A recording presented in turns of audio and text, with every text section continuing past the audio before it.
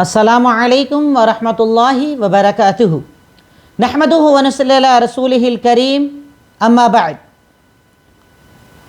اعوذ باللہ من الشیطان الرجیم بسم اللہ الرحمن الرحیم قل ان كانت لكم الدار الآخرة عند الله خالصة من دون الناس فتمنوا الموت إن كنتم صادقين ولن يتمنوه أبدا بما قدمت أيديهم والله عليم بالظالمين ولتجدنهم أحرص الناس على حياة ومن الذين أشركوا يود أحدهم لو يعمر 1000 سنة وما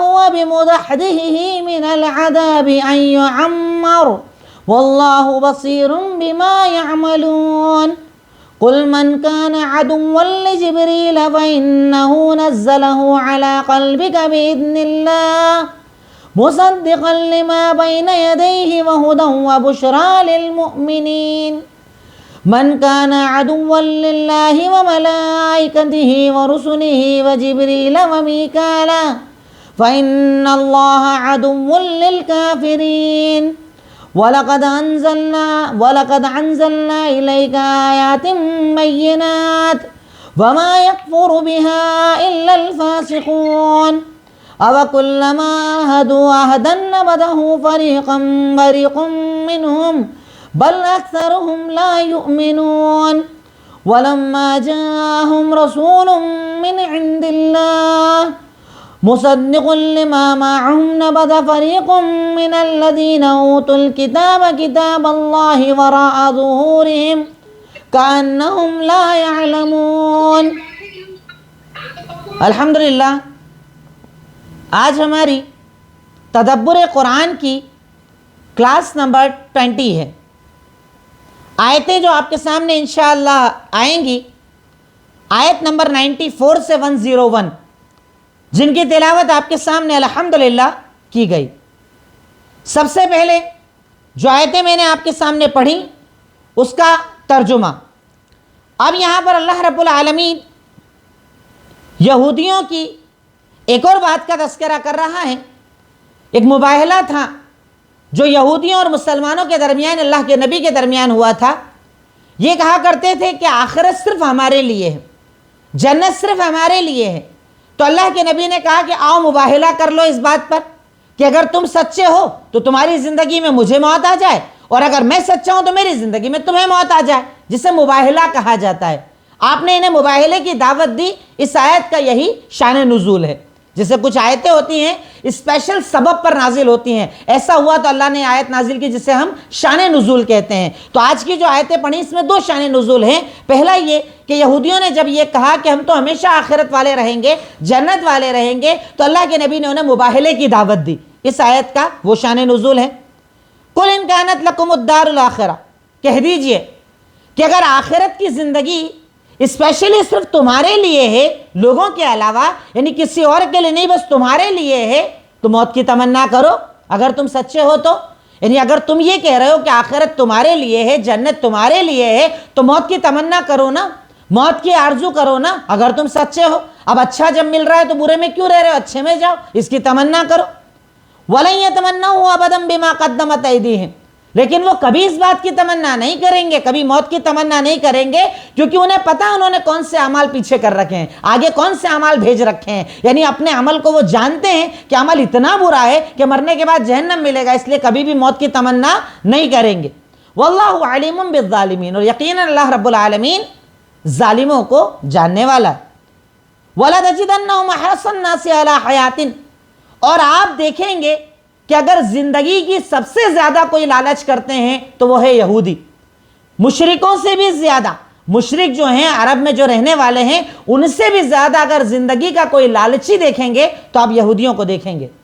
ان میں سے ہر انسان یہ چاہتا ہے کہ اسے 1000 سال کی عمر دے دیا جائے اور اسے سارے عذابوں سے بچا لیا جائے اس عمر کی وجہ سے، یعنی لمبی عمر دے دی جائے تاکہ وہ عذاب سے بچ جائے۔ تو اللہ کہتا ہے چاہے کتنی لمبی عمر مل جائے یہ عذاب سے بچنے والے نہیں ہیں۔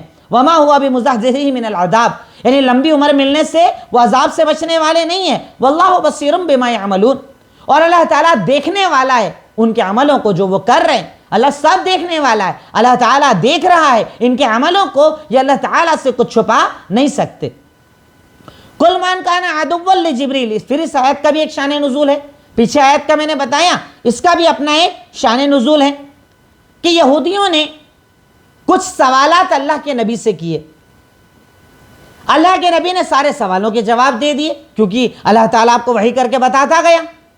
جب سارے جواب دے دیے، اب جواب دے دیے تو اب کیا کریں گے، کیسے اپنے آپ کو اچھا ثابت کریں گے؟ تو کہا یہ سب قرآن لے کر کون آتا ہے تمہارے پاس؟ تو کہا لے کر تو جبریل آتے ہیں. کہا تب تو ہم تمہاری بات نہیں مانیں گے، جبریل تو بہت خراب ہے، یہ تو عذاب لے کر آتے تھے، پہلے قوموں پر عذاب لانے والے جبریل تھے، اس لیے ہم جبریل کو نہیں مانتے. تو اگر تمہارے پاس جبریل آتا تو ہم تمہیں بھی نہیں مانیں گے.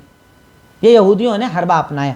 اللہ کے نبی سے کہا کہ آپ کے پاس یہ سوال، اللہ کے نبی نے سارے جواب دے دیے. کہا یہ جواب کیسے دے رہے ہو؟ کہا جبریل میرے پاس وحی لے کر آتے ہیں. کہا یہ جبریل تو عذاب لے کر آتے ہیں، ہم جبریل کی بات کو نہیں مانیں گے. یعنی جبریل اگر آتا ہے تو تم تمہاری بات کو نہیں مانیں گے. تب اللہ نے اس آیتوں کو نازل کیا اور ارشاد فرمایا کل من کان عدوا لجبریل، سن لو اگر تم میں سے کوئی جبریل کا دشمن ہے فإنہ نزلہ علی قلبک بإذن اللہ، تو جبریل جو آپ کے کلام لے کر آتے ہیں نا، وہ اللہ کی اجازت سے آپ کے دل پر ڈالتے ہیں. یعنی کوئی جبریل اپنی طرف سے نہیں آتے ہیں، اللہ کے حکم سے آپ کے دل میں بات ڈالتے ہیں. اور اس کے بعد ارشاد فرمایا کہ جو یہ بات ڈالتے ہیں اس کی تصدیق تمہارے پاس موجود ہے، تمہاری کتابوں میں اس کی بشارتیں موجود ہے. اور جو وہ ہدایت لے کر، جو وہ تعلیم لے کر آتے ہیں وہ ہدایت ہے، خوشخبری ہے مومنوں کے لیے. یعنی ایسا نہیں ہے کہ تمہیں پتہ نہیں ہے، تمہاری کتابوں میں لکھا ہے نبی آئیں گے، کتاب آئے گی، یہ سب تم جانتے ہو. اور جبریل اپنی طرف سے کچھ نہیں کہتے، وہ کہتے ہیں جو رب کا کلام ہوتا ہے، رب کے کلام کو آپ کے دل پہ ڈالتے ہیں لا کر. یعنی وہ صرف لانے لے جانے والے ہیں. بات تو اللہ رب العالمین کی ہے. اللہ تعالیٰ نے اس ذریعے سے ان کے اس بات کو دعوے کو خارج کیا. پھر اس کے آگے ارشاد فرمایا من کان عدوا للہ وملائکتہ ورسلہ وجبریل ومیکائیل، یقیناً اگر تم میں سے کوئی اللہ کا دشمن ہے، فرشتوں کا دشمن ہے، رسولوں کا دشمن ہے، جبرائیل اور میکائیل کا دشمن ہے، تو یاد رکھو اللہ تعالیٰ اس کا دشمن ہے، کیونکہ اللہ کافروں کا دشمن ہوتا ہے. یعنی اگر تم اللہ سے دشمنی رکھو، اگر تم فرشتوں سے دشمنی رکھو، اگر تم رسولوں سے جبریل اور میکائیل سے دشمنی رکھ رہے ہو، تو سن لو اللہ رب العالمین کافروں کا دشمن ہے. یعنی تم اللہ کو اپنا دشمن بنا رہے ہو، سوچو تمہارے حالات کیا ہوں گے. وَلَقَدْ أَنزَلْنَا إِلَيْكَ آيَاتٍ بَيِّنَاتٍ، اور ہم نے آپ پر کھلے معجزات کو نازل کیا، کھلی دلیلوں کو نازل کیا ہے. وَمَا يَكْفُرُ بِهَا إِلَّا الْفَاسِقُونَ، اور فاسقوں کے علاوہ کوئی اس کا انکار نہیں کرے گا. یعنی جتنی باتیں ہم نے آپ کو دی وہ کھلی دلیلیں ہیں، کھلے معجزات ہیں. اگر اس کا کوئی انکار کر رہا ہے مطلب وہ فاسق ہے. مومن اس کا انکار کبھی نہیں کرے گا. اس کے بعد ارشاد فرمایا أَوَكُلَّمَا عَاهَدُوا عَهْدًا نَبَذَهُ فَرِيقٌ مِّنْهُمْ، یہاں تک کہ ان کے بارے میں بتایا کہ ان میں سے جب بھی کوئی کسی بات کا معاہدہ کرتا ہے، کوئی عہد کرتا ہے، تو وہ اس کو چھوڑ دیتا ہے، پیچھے ڈال دیتا ہے. یعنی عہد پورا نہیں کرتا، وعدہ پورا نہیں کرتا. بل اکثرہم لا یؤمنون، اور ان میں سے زیادہ تر تو مومن ہی نہیں ہے، ایمان والے ہی نہیں ہیں. کیونکہ ایمان والا ہوگا تو وعدے پورے کرے گا، ایمان والا نہیں ہے تو کہاں سے وعدے پورے کرے گا. وَلَمَّا جَاءَهُمْ رَسُولٌ مِّنْ عِندِ اللَّهِ، اور جب ان کے پاس اللہ تعالیٰ کی طرف سے رسول آئے، مصدق لما معاہم، کہ تمہارے پاس جو تعلیمات موجود ہے اس میں اس کی تصدیق کرنے والے آئے، نبذ فریق من الذین اوتوا الکتاب کتاب اللہ وراء ظہورہم، تم میں سے لوگوں نے اللہ تعالیٰ کو جن کو کتابیں عطا کی ہے، اللہ کی کتابوں کو پیٹ کے پیچھے ڈال دیا. یعنی قرآن جب یہ نبی لے کر آئے جس کی تصدیق تمہارے پاس موجود تھی تو اسے پیٹ کے پیچھے ڈال دیا، یعنی قبول نہیں کیا. کأنہم لا یعلمون، گویا کہ وہ اسے جانتے ہی نہیں ہے. یعنی اللہ تعالیٰ یہاں پر انہیں ایک طرح کی وعید دے رہا ہے کہ تمہارے پاس ایسا نہیں. اللہ کے نبی ان سے پہلے بھی جتنے رسول آئے تم ان کی کتابوں کو کہاں مانتے تھے، ان کی باتوں کو کہاں مانتے تھے؟ تم تو نبیوں کے منکر، نبیوں کو مارنے والے، قتل کرنے والے لوگ ہو، تم کسی صورت میں ماننے والے نہیں ہو. یعنی جانتے بوجھتے تم حق کا انکار کرتے ہو. یہاں پر اللہ رب العالمین نے ان کے حالات، ان کی کیفیات، ان کی بدعملیوں کا تذکرہ کر کے ہم مومنوں کو بار بار اللہ رب العالمین یہ سمجھانا چاہ رہا ہے کہ ایک مومن کو اپنے آپ کو عمل کے اعتبار سے بہتر بنانا چاہیے، کیونکہ جتنا بہتر آپ کا عمل ہوگا اللہ رب العالمین اتنا زیادہ اپنی پسندیدگی کو آپ پر نازل کرے گا. اب اس کے بعد پہلا ہو گیا پوائنٹ ترجمہ، جس میں 2 شان نزول بھی بتا دیے. اب اس کے بعد مشکل الفاظ. کچھ الفاظ ایسے ہیں جو آج کی آیتوں میں نئے آئے ہیں. خالصتاً اسپیشلی, خاص کر تمہارے لیے. خالص مطلب خاص کر کے, اسپیشلی تمہارے لیے. جیسے انہوں نے کہا کہ جنت اسپیشلی ہماری ہے. اس کے بعد دون الناس, ناٹ فار ادرس, دوسروں کے لیے نہیں ہے. دون الناس دوسروں کے لیے نہیں ہے. فتمنوا, دین وش فار اٹ, اگر تمہارے لیے ہے تو تمنا کرو. وش کرو, تمنا کرو نا. اگر تمہارے لیے آخرت ہے تو اس کی تمنا کرو, آرزو کرو. ابداً, فار ایور, کبھی بھی نہیں کریں گے.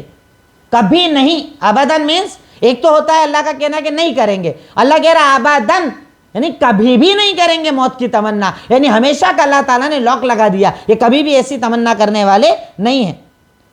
قدمت, سینٹ بفور, پہلے بھیج دیا.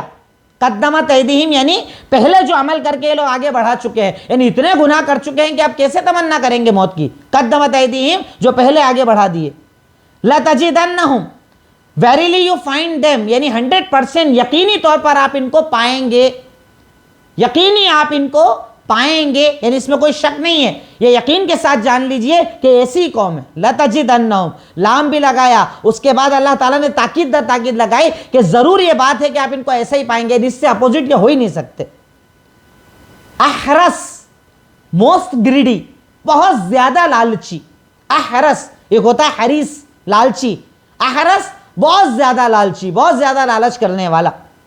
یود, وشز, تمنا, تمنا کرنا, آرزو کرنا. یعمر, گیون لائف, زندگی دینا. یعمر, زندگی دینا. الف, 1000, 1000. اللہ کہہ رہا ہے اگر 1000 سال کی بھی زندگی دے دو نا تب بھی مرنا نہیں چاہیں گے لوگ. سنہ, سنتن, سنتن جو ورڈ آیا ہے ایئر کو کہا جاتا ہے, سال کو. الف سنہ, 1000 سال. مزحزحہ, one who can save them, ایک ایسا جو انہیں بچا سکتا ہو. مزحزحہ یعنی انہیں نکال سکتا ہو, عذاب سے بچا سکتا ہو, یہ بتانا مراد ہے. یعنی ایسا کوئی نہیں ہے جو انہیں عذاب سے نکال دے. بصیر, ون ہو سیز, وہ جو دیکھتا ہے. بصیر مینس دیکھنے والا, جو دیکھتا ہے. بِإِذْن, آیا نا یہاں پر بِإِذْنِ اللہ, وتھ پرمیشن, اجازت سے. یعنی جبریل اپنی طرف سے کچھ نہیں کرتے. بِإِذْنِ اللہ, اللہ کی اجازت سے وحی لے کر آتے ہیں اور دل پر بات ڈالتے ہیں. بشرا, گلیڈ ٹائڈنگ, خوشخبری. بشرا مینس خوشخبری. عدوٌ, اینیمی, دشمن. عدوٌ, دشمن. آہدو, دے کانٹریکٹ, انہوں نے معاہدہ کیا. انہوں نے معاہدہ کیا. نبذہ, تھرو اٹ, پھینک دیا, چھوڑ دیا. یعنی وعدہ کیا اور وعدہ چھوڑ دیا, مطلب وعدہ توڑ دیا. اکثرہم, موسٹ آف دیم, یعنی زیادہ تر. اکثرہم مینس زیادہ تر, یعنی جتنے ہیں نا ان میں زیادہ تر مومن نہیں ہیں. ظہورہم, their backs, ظہور اصل میں کہا جاتا ہے ظہرن مینس پیٹھ. ظہورہم مطلب ان کا پیچھے کا حصہ, یعنی جو پیچھے, یعنی آگے. بھئی قبول ایسے کرنا چاہیے نا, یہ کتاب کو پیچھے ڈال دیتے ہیں, مطلب قبول نہیں کرتے. اب یہ ہوئے مشکل الفاظ. اس کے بعد ہے تدبر. ہم نے ان آیتوں پر کیا غور کیا, ہم نے ان آیتوں سے کیا سمجھا. سب سے پہلے نمبر 1, گناہ جتنے زیادہ ہوں گے انسان موت کو اتنا کم یاد کرتا ہے. جتنے زندگی میں گناہ بڑھتے چلے جاتے ہیں نا, موت کا تصور ختم ہو جاتا ہے, یاد نہیں آتی. بلکہ موت یاد آئے تو بہت زیادہ ڈر لگتا ہے, موت سے گھبراتا ہے آدمی. جبکہ مومن کو کہا ہے موت کو یاد کرو, بار بار یاد کرو, بار بار ذکر کرو موت کا. تو ایک فرسٹ نمبر پوائنٹ, گناہ جتنے زیادہ ہوں گے موت کو اتنا کم یاد کرے گا انسان. جیسے اللہ نے کہا ہے نا کہ یود احدہم لو یعمر الف سنہ, ان میں سے تو ہر ایک یہ چاہتا ہے کہ 1000 سال کی عمر مل جائے. یعنی گناہ اتنے کر رکھے ہیں کہ کیسے جائیں گے مر کے, کیسے جائیں گے اللہ کے سامنے. نمبر 2, اگر کوئی انسان یہ جانتا ہو کہ اس کا عمل اچھا ہے، جنت والا عمل ہے، تو وہ آخرت سے محبت کرے گا۔ اگر کسی انسان کو یہ پتا ہو کہ میرا عمل اچھا ہے تو وہ آخرت سے محبت کرے گا۔ جیسے یہاں پر کہا ہے کہ ان کو آخرت کا ڈر لگتا ہے، وَلَن يَتَمَنَّوْهُ، وہ کبھی تمنا نہیں کریں گے، آرزو نہیں کریں گے، لیکن اگر جنتی ہوں گے تو تمنا کریں گے، آرزو کریں گے، جیسے صحابہ کرتے تھے۔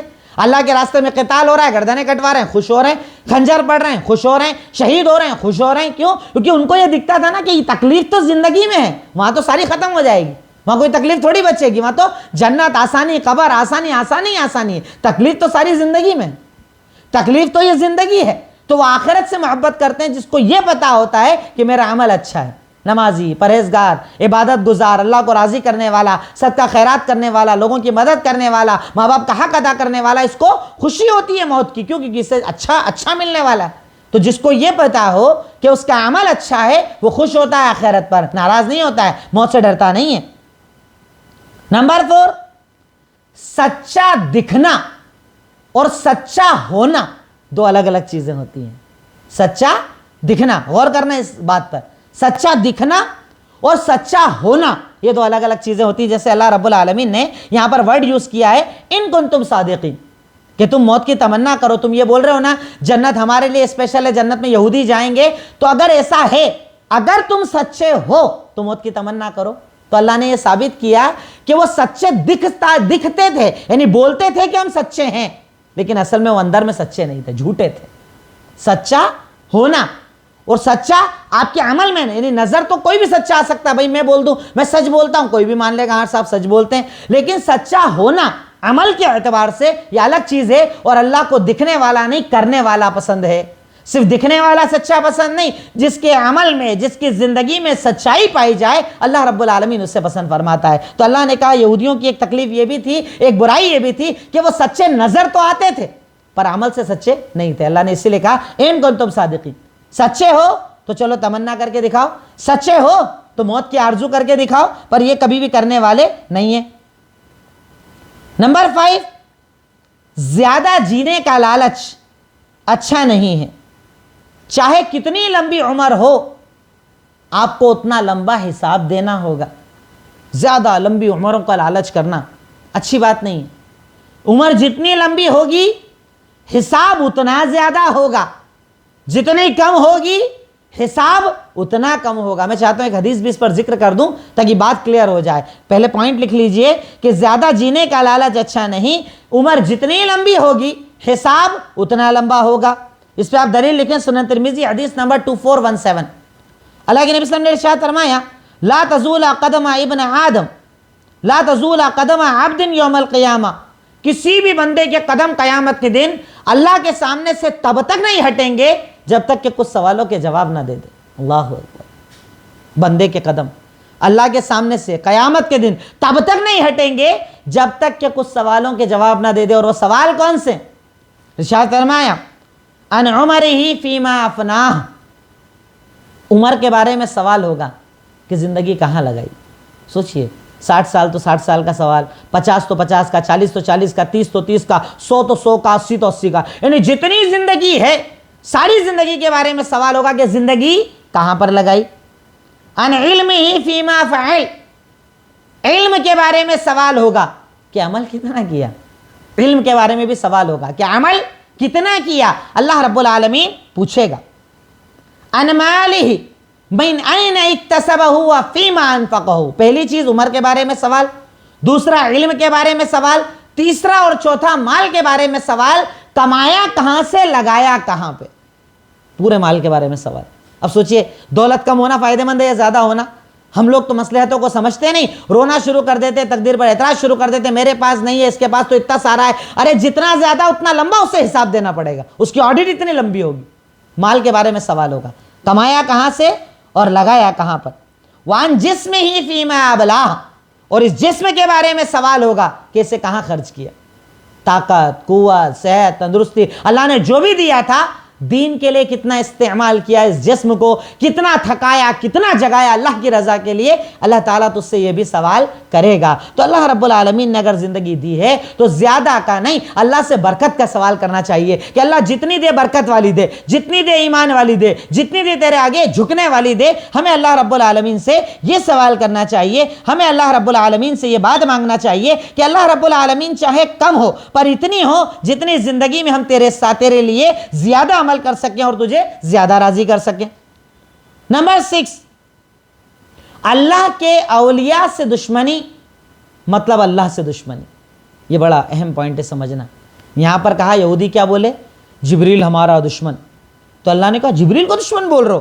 جبریل سے جو دشمنی کرے، اللہ سے دشمنی، رسولوں سے دشمنی، فرشتوں سے دشمنی، جبریل میکائیل سے دشمنی، گویا کہ وہ اللہ سے دشمنی کر رہا ہے، کیونکہ اللہ کے ولی ہے نا، پسندیدہ ہے نا، فرشتے ہیں نا۔ رسول کون ہوتے ہیں؟ اللہ کے اولیاء ہوتے ہیں، ولی ہوتے ہیں، اللہ والے ہوتے ہیں۔ تو اللہ والوں سے دشمنی کرنے کا مطلب اللہ سے دشمنی کرنا۔ لیکن یہاں پر ایک پوائنٹ ذرا سا کلیئر کر لیں، اللہ والا کون، ولی کون؟ اب ہمارے یہاں تو ہر آدمی ولایت کے دعوے کر رہا ہے۔ ایک آدمی برہنہ ہے، بنا کپڑوں کے ہیں، ساری زندگی گندا رہتا ہے، نماز نہیں پڑھتا، اسے ولی مانتے ہیں لوگ۔ کبھی عبادت نہیں کرتا، اسے ولی مانتے ہیں لوگ۔ ولی کون؟ ولی ایمان والا، اللہ کے رسول کی سنتوں پر عمل کرنے والا، حلال حرام کو سمجھنے والا، زندگی کو پوری سنت طریقے پر گزارنے والا، نماز، عبادت، قرآن، سارے نیک کام جتنے ہو سکتے ہیں وہ کرنے والا۔ جیسے محمد صلی اللہ علیہ وسلم، انبیاء کرام، صحابہ کرام عمل کرنے والے لوگ تھے، بے عمل لوگ نہیں، عمل کرنے والے لوگ تھے۔ تو ایسا ولی اگر تمہارے سامنے کوئی ہے جو باعمل ہے، اگر تم اس سے دشمنی رکھ رہے ہو گویا تم اللہ سے دشمنی رکھ رہے ہو۔ اللہ کے ولی سے کبھی دشمنی نہیں رکھنا چاہیے۔ پر ولی کا مطلب یہ بھی ذہن میں رکھنا کہ ولی وہ جو اللہ والا صحیح میں ہو، بنا ہوا نہیں، جھوٹا نہیں، مکار نہیں، دھوکے باز نہیں، شرک کرنے اور کروانے والا نہیں، اپنے آگے جھکوانے والا نہیں، وہ جو اللہ تعالیٰ کے راستے کی طرف بلائے، دعوت کا کام کرے، دین پر خود بھی عمل کرے، لوگوں سے بھی کروائے، اسے اللہ کا ولی کہا جاتا ہے۔ تو اللہ کے ولی سے دشمنی رکھنا جائز نہیں ہے۔ اگر آپ اللہ کے ولی سے دشمنی رکھتے ہیں گویا کہ آپ اللہ رب العالمین سے دشمنی رکھ رہے ہیں۔